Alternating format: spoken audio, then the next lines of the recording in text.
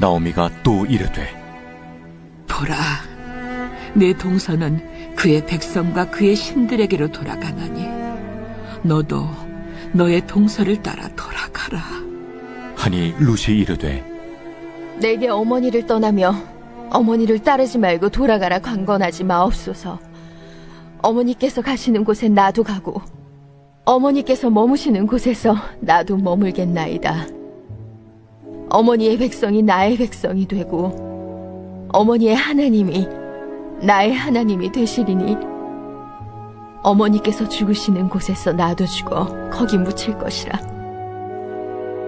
만일 내가 죽는 일 외에 어머니를 떠나면 여호와께서 내게 벌을 내리시고 더 내리시기를 원하나이다. 나오미가 룻이 자기와 함께 가기로 굳게 결심함을 보고 그에게 말하기를 그치니라. 이에 그 두 사람이 베들레헴까지 갔더라. 베들레헴에 이를 때 온 성읍이 그들로 말미암아 떠들며 이르기를 이가 나오미냐? 나를 나오미라 부르지 말고 나를 마라라 부르라. 이는 전능자가 나를 심히 괴롭게 하셨음이니라. 내가 풍족하게 나갔더니 여호와께서 내게 비어 돌아오게 하셨느니라. 여호와께서 나를 징벌하셨고 전능자가 나를 괴롭게 하셨거늘 너희가 어찌 나를 나오미라 부르느냐 하니라. 나오미가 모압 지방에서 그의 며느리 모압 여인 룻과 함께 돌아왔는데 그들이 보리초소 시작할 때에 베들레헴에 이르렀더라. 우리가 룻기를 가지고 우리가 쭉 말씀을 나누고 있습니다. 룻기를 통해 여러분들이 끝날 때까지 많이 듣는 내용이 룻기는 역전승의 이야기라는 겁니다. 우리가 이 세상의 삶을 살아가는 동안에 때로는 힘들고 앞이 막혀있고 캄캄하고 답답하여도 그걸로서 내 생에 맞춰지지 않는다는 것을 우리에게 분명히 말하는데 그 모든 일이 어디서 이루어지느냐? 오늘 또 말씀드립니다만 전능자 하나님의 손길 안에서 이루어진다 그 말입니다. 하나님의 채찍으로 하나님의 징벌로 내 삶에 하나님의 그 채찍이 있음으로 말미암아서 어둡고 그다음에 고난의 길을 가는 가운데에도 어떻게 하면 다시 일어날 수 있을까 하는 것을 우리는 생각하고 룻기를 통해서 알아야 됩니다. 룻기는 나오미의 가정이 그들이 모압 땅으로 가잖아요. 모압 땅. 그러니까 베들레헴 떡집을 떠나서 그 떡집 하나님의 품을 떠나서 세상으로 갔다. 세상으로 감으로 말미암아서 뭘 받았느냐? 징계를 받았다는 것이 우리들에게 말하고 있습니다. 그런데 그런 가정이었는데 어떻게 이 나오미의 가정이 회복되었는가? 어떻게 회복되는가? 그리고 어떻게 승리의 삶을 살고 메시아의 가문에 들어가게 되었는가를 우리들에게 말씀하고 있습니다. 오늘 본문은 쓰디쓴 인생을 살아온 나오미가 어떻게 회복되었는가를 우리에게 말씀하고 있습니다. 회복에 이르는 길, 다시 말하면 역전승의 요소가 무엇인가를 오늘 본문을 통해 찾으면서 저와 여러분들이 지금 내 앞길이 캄캄한 그릇에 놓여있다 할지라도 여러분 그 분명하게 역전승의 길을 이루는 그 원리, 그 회복의 길을 잘 찾아 남은 모든 날 주님과 함께 승리하는 저와 여러분의 생이 되기를 주의 이름으로 축복합니다. 그 중에 제일 첫 번째 하나가 뭐냐면 여기 있습니다. 자기가 당하고 있는 현실을 똑바로 직면해야 합니다. 내가 지금 당하고 있는 모든 어려운 여건들, 그 모든 현실에 대해서 내가 부정하거나 어떻게 도피하거나 회피하는 것이 아닙니다. 그거 있는 그대로 내가 받아들이는, 직시하는, 직면하는 것이 너무 중요하다 그 말입니다. 인간이 가장 두려워하는 것은 자기의 치부가 드러나는 일입니다. 자기의 상처가 드러내는 일이며 자기 부끄러움을 드러내는 것을 싫어하고 괴로워합니다. 자기 잘못을 인정하는 것을 많은 사람들은 그걸 아주 괴로워합니다. 정말 용기 있는 사람만이 할 수 있는 게 뭐냐? 자기 자신을 드러내는 일을 감당한다 그 말입니다. 다윗이 위대함이 어디 있습니까? 우리가 다윗에 대해서 성군이라고 말하는 그 이유가 어디에 있습니까?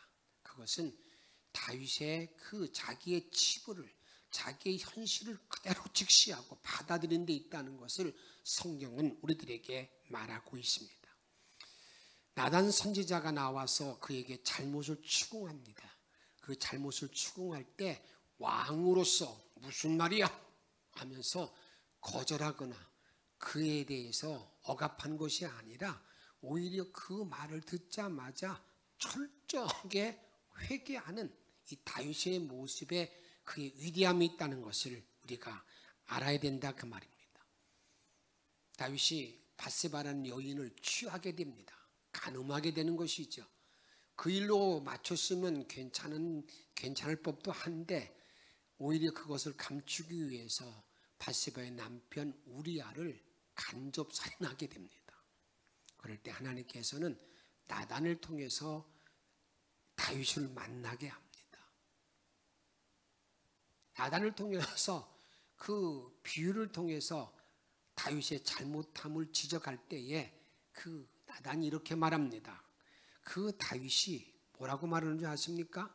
아니 그런 나쁜 사람이 어디 있느냐? 그런 사람은 당장 어떻게 하라는 거예요?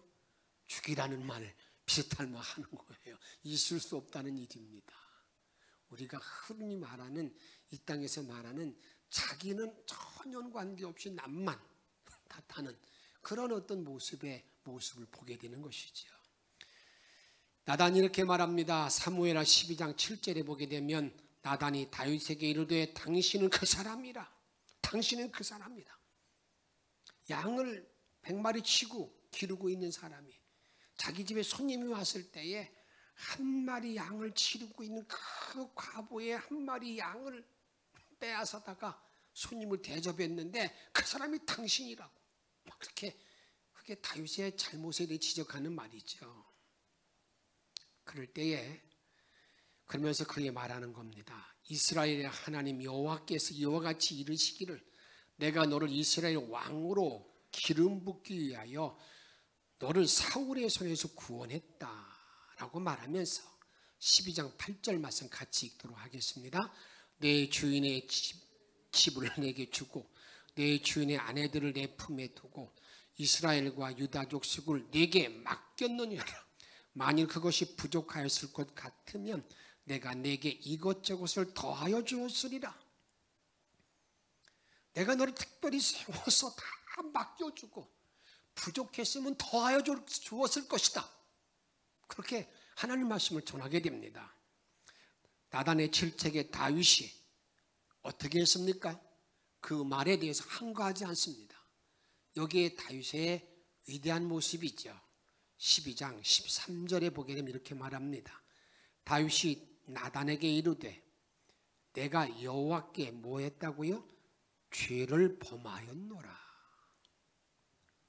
내가 하나님께 죄를 범했어요. 내가 주님께 죄를 범했습니다. 그때 나단이 다윗에게 말하되 여호와께서 당신의 죄를 사했다고 이렇게 말씀하고 있는 걸 보게 됩니다. 내가 하나님 앞에 죄를 범했습니다.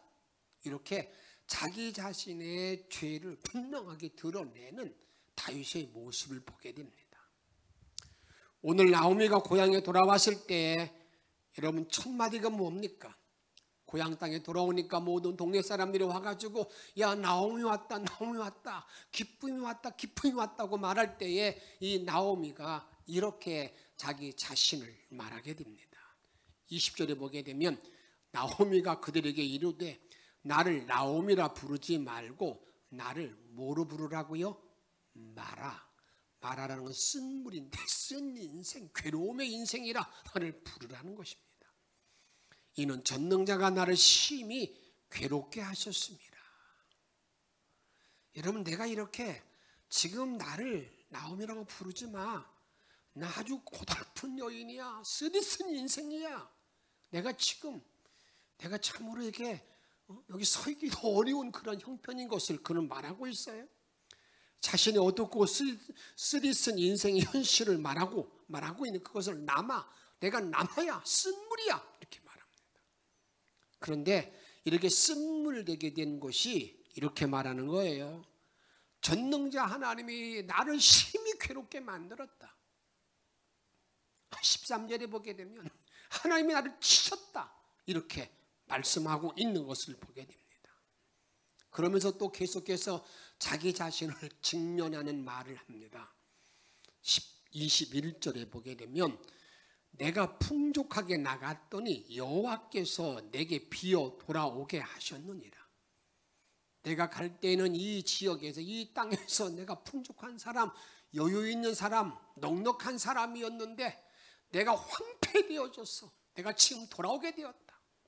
그것은 여호와께서 나를 징벌하셨고 전능자가 나를 괴롭게 하셨거늘, 전능자가 나를 괴롭게 하셨거늘 너희가 어찌 나를 나옴이라 부르느냐. 자기 자신의 지금 상황을 정확하게 그대로 드러내고 있는 말씀을 보게 됩니다. 소크라테스가 이런 말을 했습니다.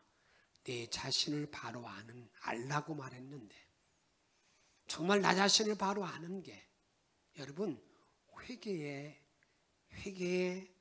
다시 회복하는 어떤 지름길인 것을 잊지 말아야 됩니다. 지금 내가 왜 그랬는가 하는 걸 정확히 아는 것, 이게 너무 중요하다 그 말입니다.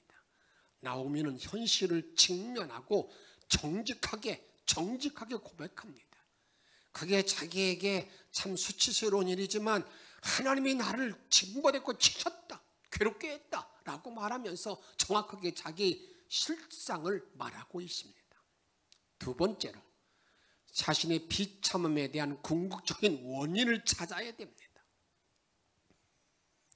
내가 왜 이렇게 되었는가, 그 원인을 찾는 게 중요하다 그 말이에요. 지금 내가 쓴물이라고 말하는 것도 참 중요한 일이지만 왜 쓴물이 되었는가, 왜 이렇게 실패한 인생이 되었는가, 그걸 찾아야 된다 그 말이죠. 나오미가 가정의 비극을 말할 때에 이렇게 말할 수도 있습니다. 그때 내가 잘못 생각해서 이민 갔는데 재수가 없었어. 그런데 나오미는요 그렇게 말하지 않습니다. 자기 자신의 모든 그 쓰디쓴 마라의 모든 인생이 하나님과의 관계 속에서 찾습니다. 여호와께서 나를 빈손으로 오게 만들었다. 하나님의 관계를 찾습니다. 전능자가 나를 괴롭게 했다. 21절 하반이 이렇게 말하고 있습니다. 전능자가 나를 괴롭게 만들었다. 전능자가 뭐예요? 엘샤다이라는 말인데 무에서 유를 창조하신 하나님께서 나를 이렇게 만들었다고 말합니다. 하나님의 징계라는 것이지요. 죄악에서 최선으로 끌어내신 하나님이 하셨다는 것을 말합니다. 모든 상황을 하나님께 범죄함으로 말미암아서 내가 이런 실상이 되었다, 그 원인이 하나님께 죄를 범했다라는 말로 말하고 있습니다. 누가복음 15장에 보게 되면 돌아온 탕자의 이야기가 있습니다. 두 번째 아들이죠. 자기 아버지에게 이렇게 말합니다. 아버지, 나에게 돌아올 유산을 다 주십시오. 정말 있을 수 없는 말을 한 거지요. 유산이라는 것은 아비가 죽어야 되는데 살아있는데 달라고 한단 말이죠. 이런 패역한 아들이 어디 있어요? 근데 아버지는요 그 아들 말대로 다 주었습니다. 그런데 이 아들은 유산을 받아가지고 가서 이렇게 했다고 합니다. 허랑방탕하게 다 날려버렸다. 15장 13절 말씀 같이 읽도록 하겠습니다. 그 며칠이 안 되어 둘째 아들이 재물을 다 모아가지고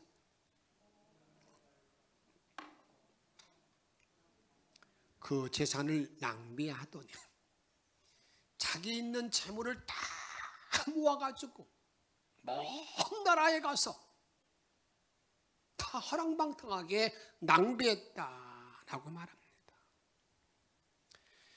이제는 자신을 지탱할 수 없는 궁핍에 이르게 됩니다. 이것을 이렇게 말합니다. 14절에 보게 되면 다 없앤 후 그날에 그의 흉년이 들어 그가 비로소 궁핍한지라. 자기 돈이 떨어졌는데 또 마침 흉년까지 들으니까 이제 길이 없는 겁니다. 궁핍하게 되었다 그 말입니다.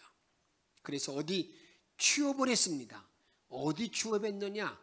돼지 회사, 돼지 치는 회사에 여러분 취업했는데 그곳에서도 그것마저도 거기에서도 여러분 양식을 주지 않습니다. 이렇게 말하고 있습니다. 16절 말씀 읽도록 하겠습니다.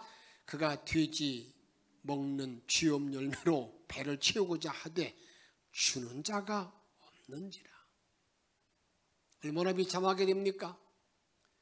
쥐업 열매로 자기 허기를 채우고자 하는데 그것도 못 먹게 한다고요. 그것도 못 먹게 한다고요. 이 일대에 아버지의 집을 생각합니다. 자신이 비참한 원인을 찾기 시작합니다. 17절에 보게 되면 이에 스스로 돌이켜 이르되 내 아버지에게는 양식이 풍족한 품꾼이 얼마나 많은가. 나는 여기서 줄여 죽는구나. 내 아버지 집에는 품꾼이 많고 양식도 많은데 나는 여기서 굶어 죽는구나. 그래서 결국 이제 자기의 불행이 아버지 품을 떠난 것임을 알게 됩니다. 그래, 내가 불행하게 된 모든 이유가 내 아버지의 품을 떠난 것이구나. 아버지의 품을 떠난 것임을 알게 됩니다. 이렇게 성경은 말합니다. 18절에 보게 되면 내가 일어나 아버지께 가서 이르기를, 내가 일어나 아버지께 가서 이르기를. 어떻게 한다는 거예요? 하늘과 아버지께 내가 죄를 지었다고 고백하고 19절에 보게 되면 지금부터는 아버지의 아들이라고 일컬지 않고 그래도 내 허기를 채울 수 있도록 품꾼의 하나로만 써달라고 얘기하겠다고 다짐합니다. 철저하게 자기가 아버지 집을 떠나는 것이 자기 불행의 원인을 알고 회개하고 돌이켜 아버지 집으로 돌아가게 됩니다. 20절 같이 읽습니다. 이에 일어나서 아버지께로 돌아가니라. 아직도 거리가 먼데 아버지가 그를 보고 측은히 여겨 달려가 목을 안고 입을 맞추니 드디어 일어나서 아버지 집으로 돌아가게 됩니다. 아버지 집으로 돌아가게 되는데 여러분 돌아갈 때 어떻게 갔겠습니까? 고개를 뻣뻣하게 세우면서 당당히 갔겠습니까? 저는 그렇게 보지 않습니다. 어떻습니까? 아주 그냥 허름한 그냥 옷도 입고 아마 수염도 기르고 완전히 거름매가 되어가지고요. 여기는 어깨는 쭉 쳐져가지고요. 이런 동구밖에 그 마을 입구에 올 때에 아버지가 멀리서 바라보고 측은히 여겨서 불쌍히 보아가지고 달려나와서 그를 꽉 끌어안는, 그리고 입을 맞춥니다. 돌아와서 보니까 품꾼이 아니라 아버지의 자식의 지위가 회복되어집니다. 그리고 잔치가 벌어지게 됩니다. 22절에 보게 되면 아버지는 종들에게 이르되 제일 좋은 옷을 입어 옷을 내어다가 입히고 손에 가락지를 키우고 발에 신을 신기라. 그리고 살찐 송아지를 끌어다가 잡으라. 우리가 먹고 즐기자. 이유는 뭐였습니까? 이 내 아들은 죽었다가 다시 살아났으며 내가 잃었다가 다시 얻었노라 하니 그들이 즐거워하더라. 여러분, 내가 정말 내 죄악을, 내 잘못을 알고 아버지께 돌아오게 되면 아버지는 그를 내치는 것이 아니라 오히려 측은히 보아주시면서 그를 안고 품어주시면서 더 풍성하게 넉넉하게 채우시는 하나님.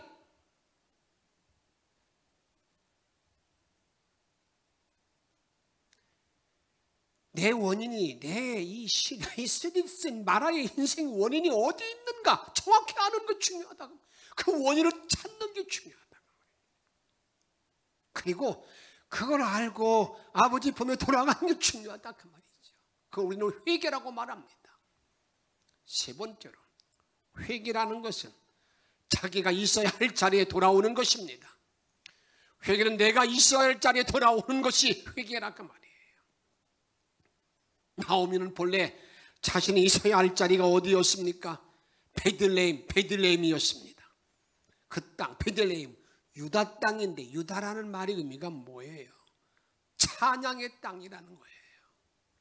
이제 그는 찬송의 삶으로 돌아왔다는 말이죠.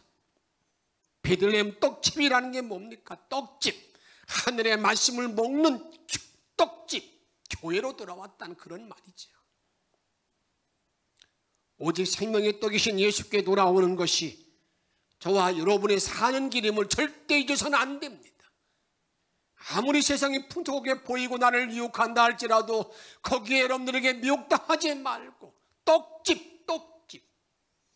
정말 이렇게 코로나의 어려운 때일수록 여러분 예배 드린 일에 내 생명을 거는 자리에 들어가야 됩니다. 제가 마음이 안타까운 것은요, 우리가 지금 이렇게 모이는 모든 인원 가운데에서도 여기에 신청하고도 여러분 신청해서 못 오는 분도 많은데 또 그래도 안 오시는 분이 있어요. 아우, 이거 좀 얼마나 답답한지 모릅니다.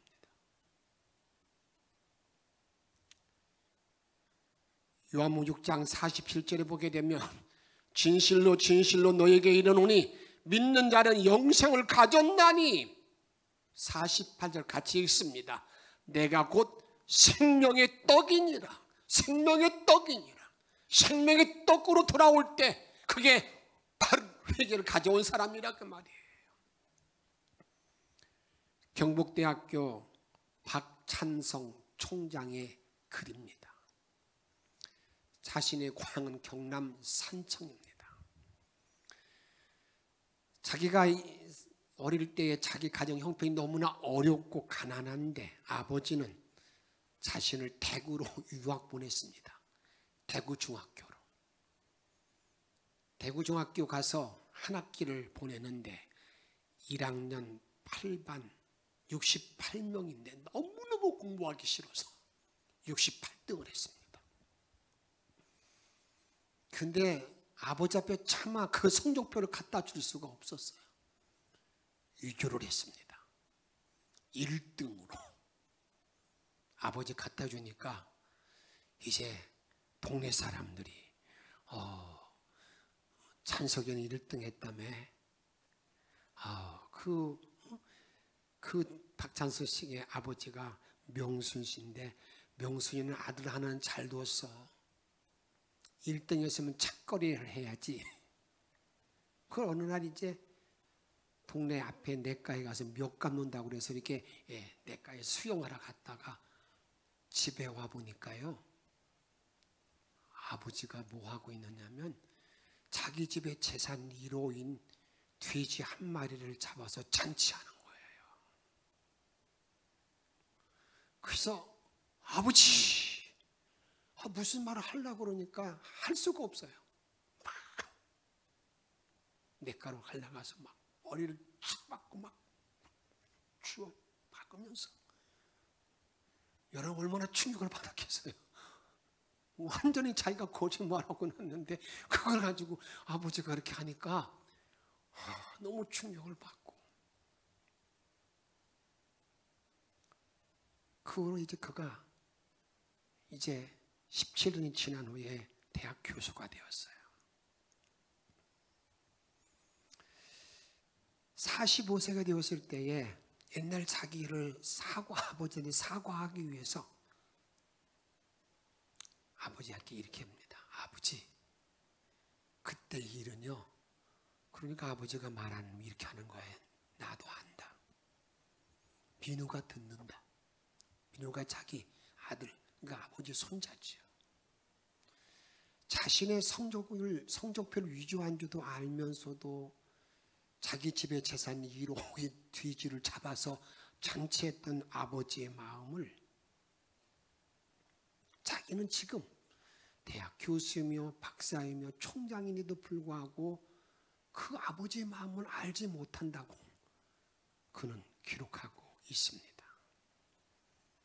그런데 분명한 것은 자기는 그 사건으로 말미암아서 완전히 바뀐 거예요.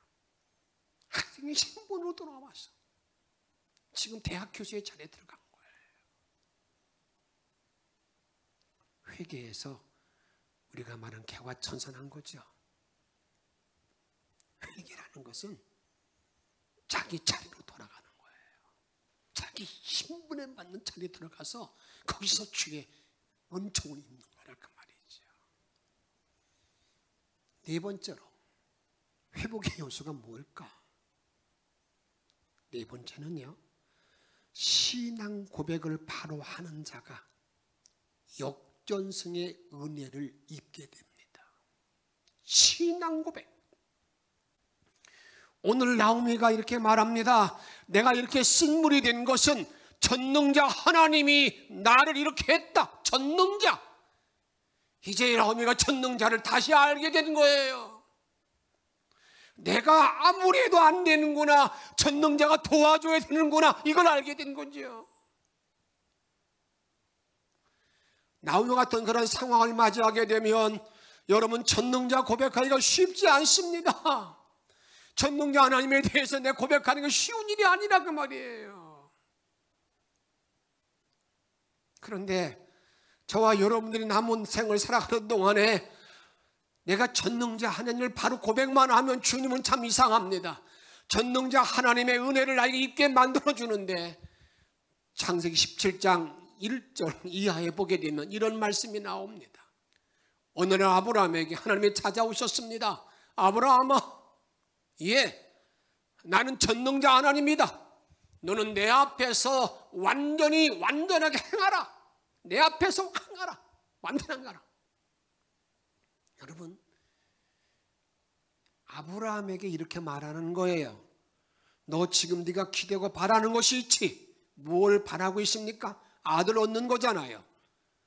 근데 네가 전능자를 믿으면 그 일이 가능한 거야. 그렇게 알려줬습니다.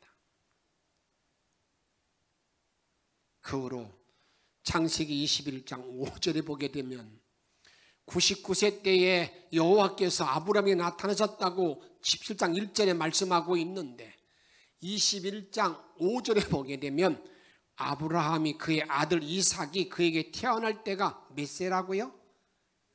100세라. 그 말에 거기에 함축된 모든 내용이 뭐예요? 아브라함은 하나님을 전능자로 믿었다, 받아들이고 행했다는 것을 말하고 있습니다. 창세기 43장 14절에 보게 되면 야곱 이야기가 나옵니다. 흉년 들어서 이제는 한번 양식을 사왔는데 또 가지 아니하면 다 온 가족이 이제는 다 몰살할 지경입니다. 죽을 지경입니다. 근데 이 야곱은요 계속 버팁니다. 막내 아들 베냐민을 데리고 가야 되는데 그 베냐민을 보내지 않으려는 겁니다. 도저히 견딜 수 없으니까 이제 최후로 그가 이렇게 고백합니다. 43장 14절 말씀 같이 읽도록 하겠습니다. 전능하신 하나님께서 그 사람 앞에서 너희에게 은혜를 베푸사 그 사람의 너희 다른 형제와 베냐민을 돌려보내게 하시기를 원하노라. 내가 자식을 잃게 되면 이르리로다. 여기 전능하신 하나님께서 맡긴다는 거예요 이제. 그리고 사랑하는 막내 아들 베냐민을 보냅니다. 그리고 났을 때 야곱이 애굽에 내려갑니다. 하나님은 야곱의 눈물을 닦아주시잖아요. 어디에 있었어요? 전능자 하나님.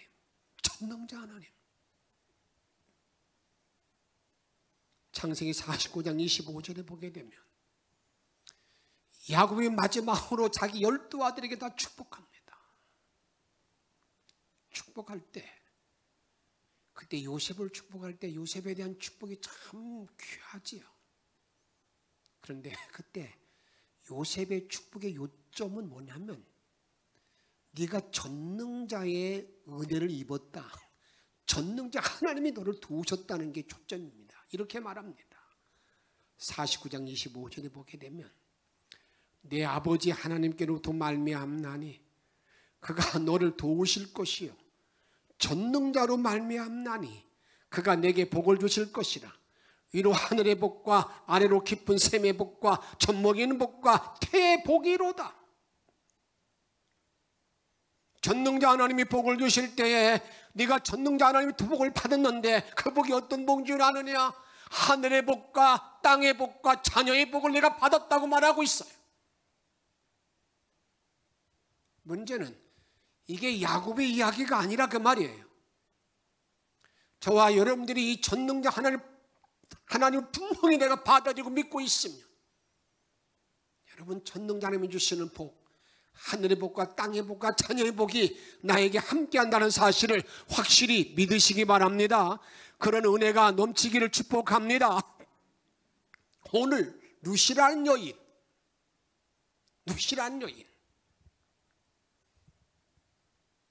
모든 우상을 버리고 자기 모압 지방의 모든 우상을 다 내버리고 이제 어디로 갑니까? 베들레헴으로 갔다는 거예요. 그 말의 의미는 우상을 보고 떠나는 룻도 알고 보게 되면 전능자 하나님을 의지하는 그런 신앙을 우리에게 말하고 있습니다. 룻기 1장 16절 말씀 이렇게 말합니다. 룻이 이르되 내게 어머니를 떠나며 어머니를 따르지 말고 돌아가라고 강권하지 마옵소서. 어머니께서 가시는 곳에 나도 가고 어머니께서 머무시는 곳에 나도 머물겠나이다. 어머니의 백성이 나의 백성이 되고 어머니의 하나님이 나오미의 하나님, 나오미 하나님 어떤 하나님이었어요? 전능자 하나님 믿는 하나님이 누구의 하나님? 나 룻의 하나님이 되리이다. 이렇게 고백합니다. 룻도 철저하게 나도 이제 전능자 하나님 믿는 신앙으로 내가 베들레헴으로 갑니다. 이렇게 말하고 있다는 말이에요.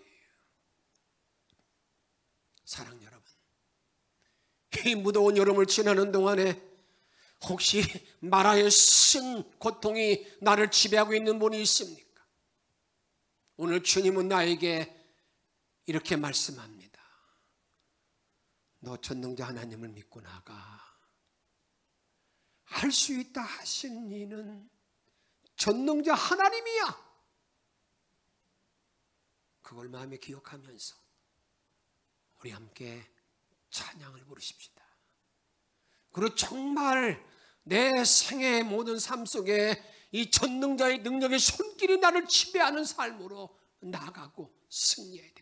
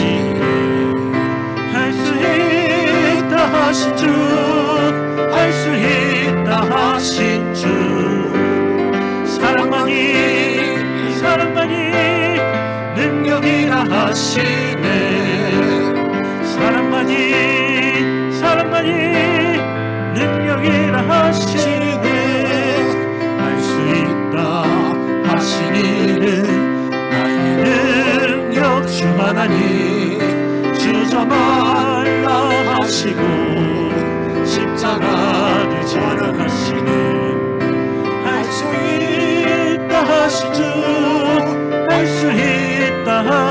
주 희생만이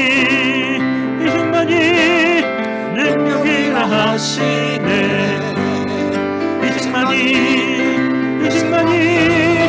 능력이라 하시네. 할 수 있다 하시니는 나의 능력 주 하나님. 의심 말라 하시고 물결이 거르라 하시네. 할 수 있다 하신 주, 할 수 있다 하신 주. 믿음만이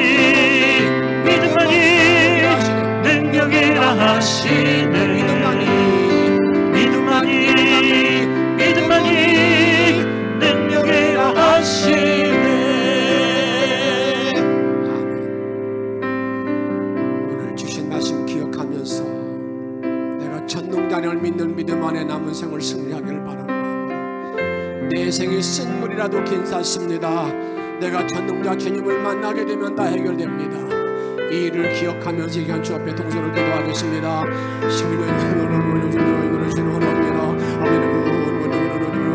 주셔서 주께만 영광들을 믿으며 주님에게 도와주시는 원합니다. 승리의 그 원정으로 들어가기를 원합니다. 다비로시를 기도합니다. 하나님 오늘 나오며 신의 인상이었지만 그러나 그는 하나님과의 모든 관계를 놓지 않았습니다. 하나님이 나를 이렇게 만들었다고 고백합니다. 이런 자의 모든 죄악을 다 드러내는 그런 신앙으로 말미암아 남은 모든 주변을 도와주시고 아무리 도움받는 분을 눌러주시는 원합니다. 영광된 모든 길을 걸어가시는 자리에 들어가기를 원합니다. 복된 믿음의 종들이 다 되게 도와주시는 원합니다. 성령의 충만함으로 주님을 바라보는 자리에 들어가기를 원하나이다. 오 아버지의 동수 인도해 주셔서 아버지는 원한 이름으로 주님을 바라볼 수 있도록 아버지 걸어주시기를 원합니다.